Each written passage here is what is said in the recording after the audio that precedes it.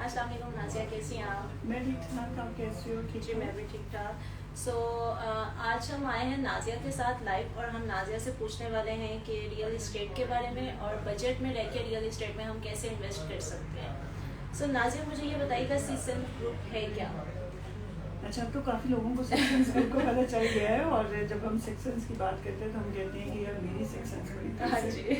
और कभी भी हमारे पास लोग आते हैं तो वो कहते हैं कि ये लगता है नाम किसी खातून ने रखा हुआ है, क्योंकि हम सब खवातीन की सेक्शंस हाँ जी। इतनी तेज़ होती हैं। सिक्स सेंस एक मार्केटिंग फर्म है और हम कोई पिछले 10 से 15 साल में हम ये जो कमर्शियल बिल्डिंग होती है, हाईरेस बिल्डिंग होती है, उसको मार्केटिंग कर रहे थे। Okay. और हम लोगों ने पिछले 4-5 साल से अपने प्रोजेक्ट करना शुरू किए हैं।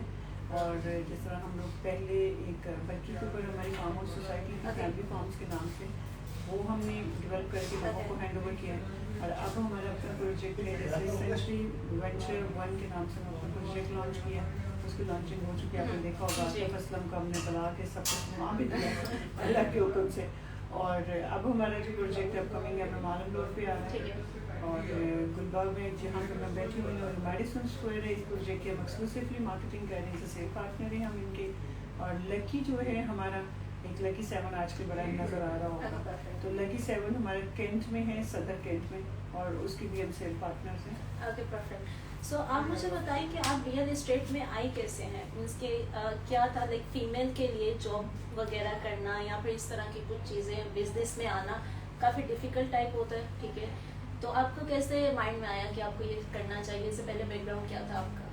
अच्छा, मेरा कभी भी इस फील्ड से नहीं रहा। बात होती है नसीबों की। मैं समझती हूँ जो आपके नसीब में होता है वो मिलता है आपको। और शुरू में तो हम सोचते हैं हम बड़ा कुछ बन जाएंगे और हम वैसा कुछ नहीं, लेकिन अल्लाह ताला ने आपके लिए ज़्यादा अच्छा सोचा है। आप ये चीज़ें घर से सीखते। मैं अक्सर अपने इंटरव्यू में कहती हूँ कि मैंने ये सारा कुछ अपने फादर से सीखा, क्योंकि उनकी लैंड थी।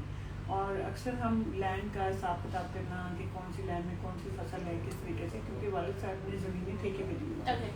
तो मैं जब उनके साथ जाने, मेरे भाई नहीं चाहते थे, तो मेरे अब्बा ने हमेशा कहना कि ये मेरी बेटी नहीं मेरा बेटा, तो बेटों वाले काम करते। बेटियां जो होती हैं वो ज्यादातर बाप का सहारा होती हैं, बेटों से ज्यादा वो बाप के साथ अटैच। बिल्कुल बिल्कुल। लाइक मैं खुद बहुत ज्यादा अपने फादर के साथ अटैच थी, ठीक है। तो मुझे रोड्स वगैरह का नहीं पता होता था, तो मेरे बाबा उस टाइम पे लाइक हमारे पास कार नहीं थी, तो बाइक पे मुझे अपने साथ सारे रोड्स का बताते रहते थे कि वो ऐसे यहाँ है। तो मुझे ऑलमोस्ट लाहौर की हर जगह का पता है, हर जगह का, कि मैं हर जगह जा सकती हूँ। इवन कि मेरे हस्बैंड जो हैं वो मेरे से पूछते रहते हैं कि रोड कहाँ है। शुक्र करो अपनी ट्रैफिक में जॉब नहीं कर। अच्छा, ये अच्छी बात है कि आपके जिस तरह फादर ने आपको एक कॉन्फिडेंस दिया।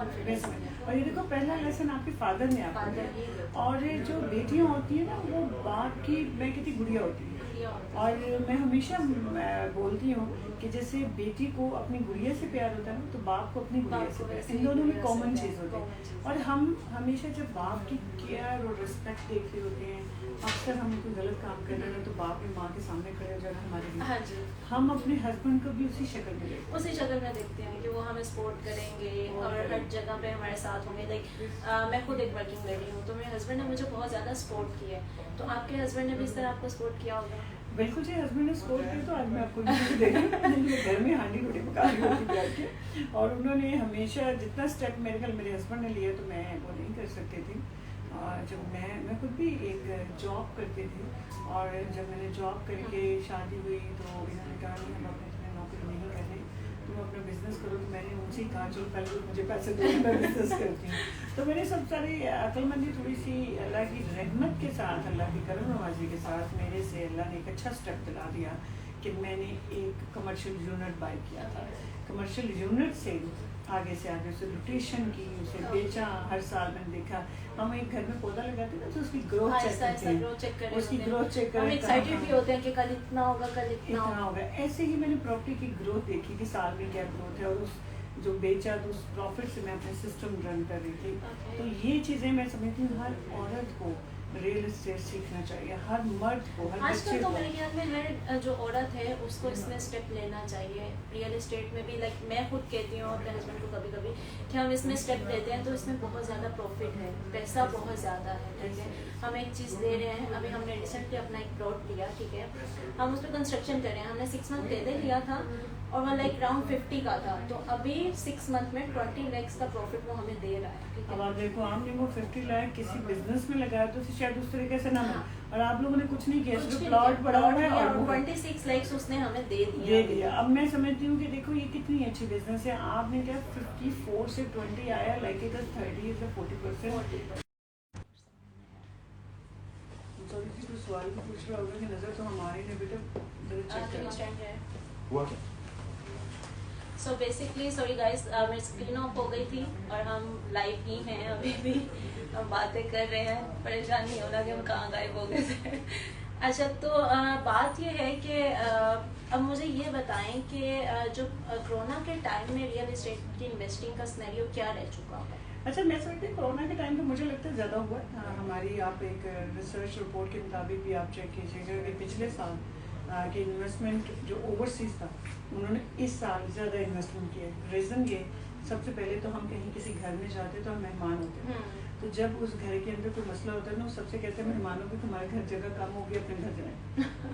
ऐसा होता है। तो हमारे कहीं ओवरसीज जब बाहर होते हैं, तो जब कोरोना आया तो समझो एक जंग लगी और उन सब ने कहा कि अपने अपने कंट्री जाए, हम अपने लोगों को पहले सेफ कर लें। और जब वो यहाँ पे आए तो उन्होंने देखा हमने तो यहाँ कुछ बनाया नहीं, कुछ। तो मैं कहती ठीक है, आप ओवरसीज बनाएं, बाहर भी बनाएं, सारा कुछ करें, लेकिन पाकिस्तान के अंदर भी एक अपनी इन्वेस्टमेंट सेफ रखिए, अपना घर रखिए। जो अपना घर है, जो अपना मुल्क है, वो तो अपना ही है। वो लोग कभी भी उठा के आपको कहेंगे चले भाई आप जाएं आप। जो हालत अभी भी हमारी पाकिस्तानियों की होती है, हम कहते हैं हम पाकिस्तानी अच्छे नहीं। यार प्लीज ट्राई टू अंडरस्टैंड, आपके जितने बुजुर्ग हैं, जितना पैसा उन्होंने कमाया इन प्रॉपर्टियों से बनाया। आप मुझे बताएं, जिन्होंने घर थे 10-10 1 लाख रुपए में, या उनके 3 करोड़ के घर थे, आज वही घर 40-40 करोड़ रुपए में आप खुद इतने अरसे से कमा सकते हैं जो आपके बाप दादा ने वो घर लेके दिया हुआ है। तो मैं सबसे यही रिक्वेस्ट करती हूँ कि प्लीज आप बाहर से कमा रहे हो, ठीक है, मैं बाकियों में यहाँ पे कई ऐसे लोग हैं बहुत कमाते हैं, पैसा बाहर इन्वेस्ट कर, लेकिन आप लोग अगर बाहर कमा रहे हो तो पाकिस्तान में भी इन्वेस्ट करो। ठीक है, आप कहते हो बेईमानी हो जाती है जी, फ्रॉड हो जाता है। हम अगर आप 100% में 10% लोगों के साथ फ्रॉड है, वो उछाला जा रहा है। जो 90% जिन लोगों ने कमाया उन्होंने कभी नहीं बताया। आप सब देख रहे होते हैं, यकीन जाने किसी ने ये नहीं कहा कि मैंने ये चीज की फाइल ली थी, मैंने वो फाइल ली, वो शॉप ली, उस कमर्शियल से गुलबर्ग में हमने ये कमाया। लोग बताते ही नहीं है कि हमने लेके प्रॉपर्टी रखी हुई है। एक तो हम ये कह रहे थे यार नजर न लग जाए, सबको बताया करें हम रो ही रहे हैं, तो अल्लाह कहता तुम्हें तो रोने की आदत है, तुम रो ही रहो। लोग तो छुपा छुपा के रखते हैं ऐसे जैसे पता नहीं कोई नजर लग जाएगी या क्या। और मैं हमेशा कहती हूँ कोई भी चीज लेते हैं प्लीज प्लीज प्लीज पॉजिटिव रहा करें। मेरे हर इंटरव्यू में मैं सबको कहती हूँ पॉजिटिव सोचा करें, ना मत डाला करें।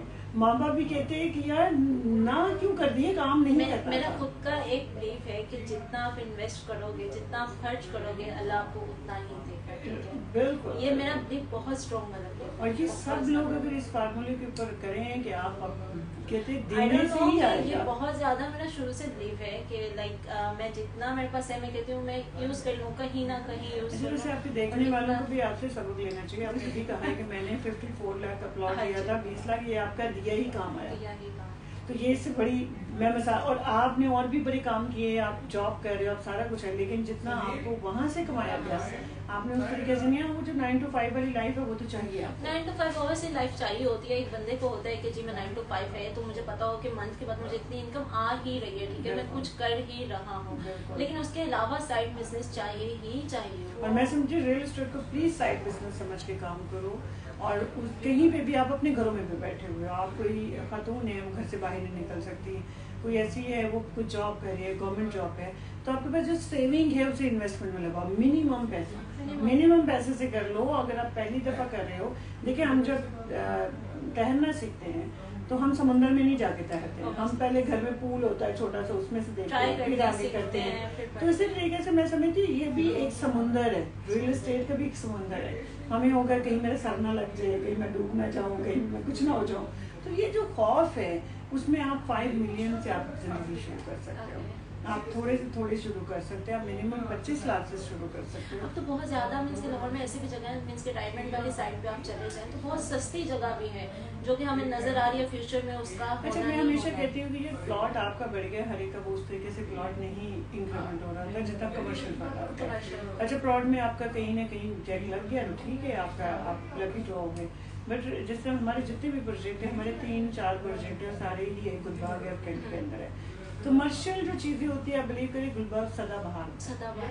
आपने कोई ले ली जगह, आपका कोई अपार्टमेंट है, आपकी कोई ऑफिस है, कोई शॉप है, तो गुलबर्ग के अंदर तो यार वो तो हमेशा डायमंड है ना, बिल्कुल। तो इसलिए मैं आपसे सबसे ये जरूर कहूंगी कि हमारे कोई भी आप चीज को विजिट कीजिएगा, हमारे पेज को अगर विजिट करते हो, कोई बंदा पूछना चाह रहा है, कोई इन्वेस्ट करना चाह रहा है, और आपका ऑफिस भी काफी अच्छी लोकेशन पे मींस कि इजीली आप आ सकते हो। इजीली आप इधर आए, मियाँ इधर इन्वेस्ट करें, बीवी जाके शॉपिंग करें और बच्चे जाके खाना खाए, यहीं पे इन्वेस्ट करें और यहीं पे इसी मॉल के अंदर शॉपिंग। अच्छा देखिए, लग्जरी क्या होता है? लग्जरी हम समझते हैं कि सिर्फ फर्नीचर है, तो लग्जरी का पार्ट ये होते हैं कि हमारे जैसे गुलबर्ग के अंदर है, तो आपका अगर अपार्टमेंट है, आप ग्राउंड फ्लोर पे जाते हो, आपको शॉपिंग मिल रही है, आप थोड़ा सा पैदल जाओ, आपको बाहर ही खाना पीना मिल जाएगा। आपने बच्चे ने प्ले एरिया पे जाना है तो आप प्ले एरिया पे चले जाते हैं, तो सारा कुछ उस लग्जरी में आता है। तो हम सिर्फ ये कहते हैं कि वॉकिंग डिस्टेंस पे आपको खाना मिल जाना, वॉकिंग पे आपको शॉपिंग मिल जानी, बच्चों का प्ले एरिया मिल जाना, ये लग्जरी का पार्ट है। और हमारे गुलबर्ग के अंदर जो प्रोजेक्ट है वो इसके अंदर पार्ट है। स्कूल यहाँ पे है, हॉस्पिटल नज़दीक है, तो आपको हर चीज़ नज़दीक मिल जाती है।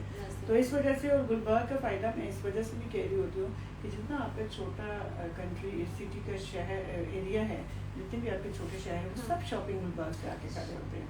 मैं खुद मीन्स के मैं अभी शिफ्ट हुई हूँ बैरिया होटल वाली साइड पे, तो मुझे यहाँ पे आना ही पड़ता है शॉपिंग के लिए आना ही पड़ता है। मीन्स के जो चीजें यहाँ पे हैं और कहीं पे आप अपनी फ्रेंड के साथ खाना खाएंगे, वो भी गुलबर्ग इकट्ठे हो गए। मीन्स के मेरी फ्रेंड्स कहती हैं चलो आज गुलबर्ग आ जाओ, मैं कहती हूँ मैं वहाँ बैठी हूँ, मुझे जाना और गुलबर्ग आए बगैर सबका गुजारा हर ब्रांड यहाँ पे अवेलेबल है। अच्छा देखो, ये इसमें कोई मैं समझे हमें फख्र करना चाहिए पाकिस्तान, और कि हमारे लाहौर में गुलबर्ग एक ऐसी जगह है, मैं समझती हूँ कि इंटरनेशनली 2 रोड मशहूर है, एक तारक रोड कराची और एक गुलबर्ग में मालूम है, ये 2 रोड बड़ी मशहूर है। ऐसा फील होता है कि पता नहीं हम लैदा जगह पे आ गए, एक लगाव है इस जगह के साथ, लाइवली फील होता है। अच्छा, आप कभी भी दुबई जाओ, कहीं भी जाओ, आप डाउनटाउन में रुकते हैं, आप कभी भी देखो सी साइड पर थोड़े दिन रहोगे, लेकिन यहाँ पे शॉपिंग, यहाँ पे नजदीक आपको मिलेगा, आप सारे कहेंगे मैंने वहीं पे रहना है, होटल वहीं पर लें जहाँ पे सारा कुछ मिल जाएगा, हमें कार भी लेनी पड़ेगी, हमें कुछ नहीं, तो हम पैदल ही जाके ये सारा कुछ कर सकते हैं। तो इसलिए मुझे लगता है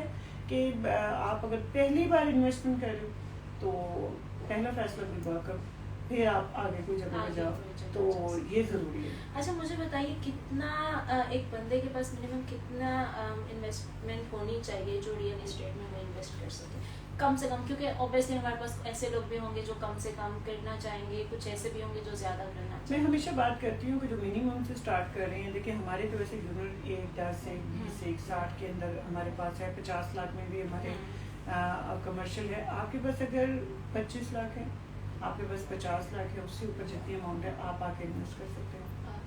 मींस के 25-50 के दरमियान हम इजीली इन्वेस्ट। अच्छा, 25-50 में सबसे इंटरेस्टिंग थिंग क्या है कि आपके पास फॉर एग्जांपल 1 करोड़ रुपया है, तो 1 करोड़ के ऊपर 11% रेंटल गारंटीड है, 1 करोड़ के ऊपर 11 लाख रुपया मेरे ख्याल बनता है, आई थिंक सो, तो वो आपको एक मिलेगा साल का।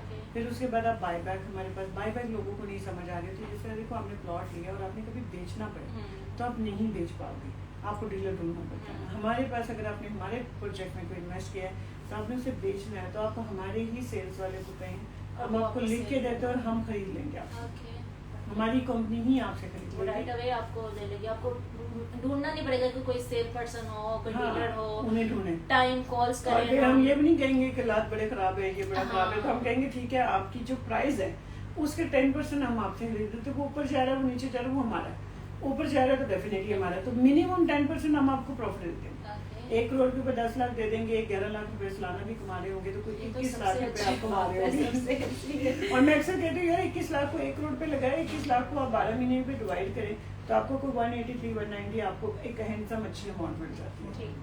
अच्छा, मुझे स्कोप बताइएगा रियल एस्टेट में इन्वेस्टिंग का, कमर्शियल का और रेजिडेंट प्रोजेक्ट्स का। अगर आप इन्वेस्टमेंट की बात करें तो मैं समझती घर लेना है तो सबसे पहले तो प्लॉट नहीं, पहले घर बनाना है। और घर बनाने के बाद कई दफ़ा लोग कहते हैं कि हमें इन्वेस्ट करना तो कमर्शियल सबसे बेस्ट है, लेकिन मैं थोड़ी सी उल्टी साइड से चलती हूँ। तो मैं कहती हूँ पहले मैं कमर्शियल इन्वेस्ट करूँ, उससे जो कमाई आएगी मैं घर रेंट पर ले लूँगी। मतलब देखो ना, अगर 2 करोड़ की मैंने शॉप ली, उस 2 करोड़ के ऊपर मुझे 183 रेंट मिल गया, तो मैं 183 मेरे पास होगा मंथली, मुझे पता है। उस 183 में 75,000 में मुझे 10 मरले का घर मिल जाता है। मेरा किचन और बिजली का खर्चा और काम वालों को पैसे पूरे हो गए। तो मुझे जो इन्वेस्ट आ रहा है, अगर मैं वो पैसे घर ले लूँगी तो घर चलाने के लिए पैसे कहाँ से चाहिए? उसके लिए नौकरी करोगे, घर को भी तो चलाना है, उसके किचन चलना है, तो थोड़ी सी समझदारी, मेमनों वाली बातें करें प्लीज। जो मेमन कर रहे होते हैं, हमारे कराची के लोग हैं, उनसे सीखना चाहिए। जो बिजनेस माइंड बनता है वो पहले घर नहीं बनाता, वो पहले बिजनेस बनाता है, बिजनेस से वो घर बनाता है। देखिए बिजनेस से आपके घर बन जाते हैं, घर से आपका बिजनेस ही बनता है। तो ये चीज़ है। Thank you so much Nazia. So Thank guys, you. अगर आपको कोई भी क्वेश्चंस हो आप लोग आ सकते हैं, ठीक है। और इनका ऑफिस बहुत ही अच्छी जगह में, आपको कहीं दूर जाने की ज़रूरत नहीं है, इजीली आए, स्टाफ बहुत अच्छा है, मैं खुद मिल चुकी हूँ सबके साथ। और सबसे आके आप फ्रेंडली बात कर सकते हैं, आप बता सकते हैं आप क्या इन्वेस्ट करना चाहते हैं, ठीक है। कोई भी क्वेश्चंस हो आप इनको कॉल भी कर सकते हैं, इनके पेज को विजिट भी कर सकते हैं। Thank you so much. Thank you so thank much. You so बहुत मच। शुक्रिया. Thank you. अल्लाह हाफिज़। अल्लाह हाफिज़।